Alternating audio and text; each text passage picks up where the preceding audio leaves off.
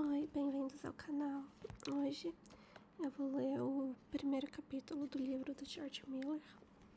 Eu peço desculpa pela minha voz e pelos erros, eu ainda tô gripada. Capítulo 1. Onde está a comida? O ano era 1866. A pequena Abigail, com apenas 8 anos, estava visitando o Sr. George Miller no orfanato de Ashley Down, em Bristol, na Inglaterra, acompanhada por seus pais, John e Caroline Townsend.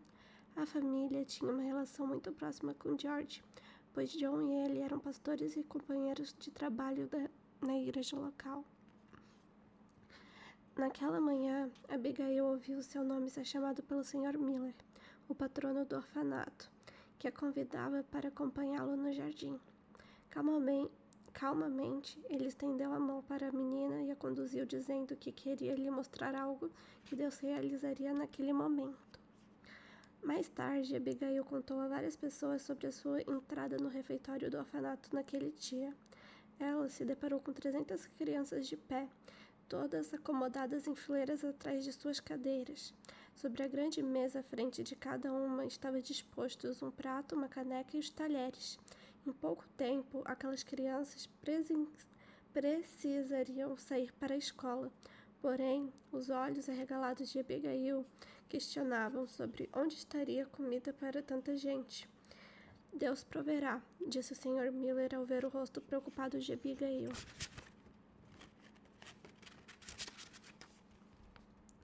Ele então convidou as crianças para orar agradecendo a Deus pela refeição que, até aquele momento, não existia. Após terminarem a oração e abrirem os olhos, George pediu que todos se sentassem. O detalhe, porém, era impressionante. Não havia alimento algum diante delas. No canto da grande sala estava a governanta, que momentos antes havia avisado ao Sr. Miller sobre a completa falta de comida para oferecer às crianças naquela manhã. A resposta que ela ouvira fora a mesma que já havia escutado tantas outras vezes: Deus proverá.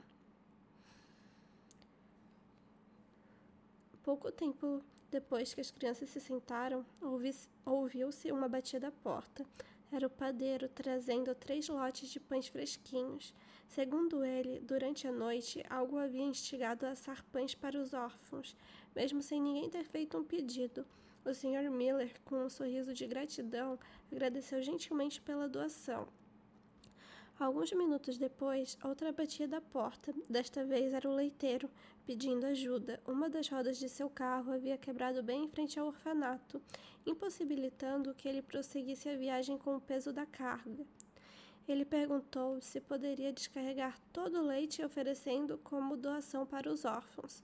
O leite, como no perfeito encaixe, era o que faltava para completar a refeição daquela manhã.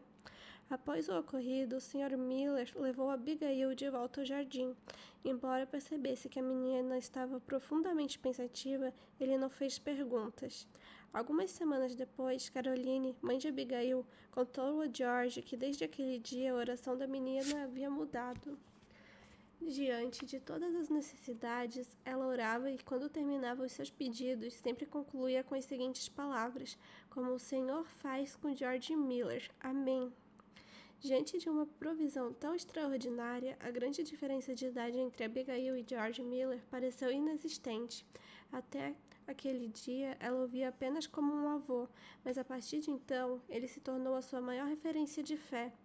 Mais uma vez, mesmo após mais de 35 anos de dependência total de Deus, George Miller cumpria o seu propósito de ensinar aos cristãos, mesmo que fosse a uma menina, que a oração simples e pura funciona e que Deus, com amor e fidelidade, supre a necessidade diárias de seus filhos até nas menores coisas, se crendo pedirem a Ele.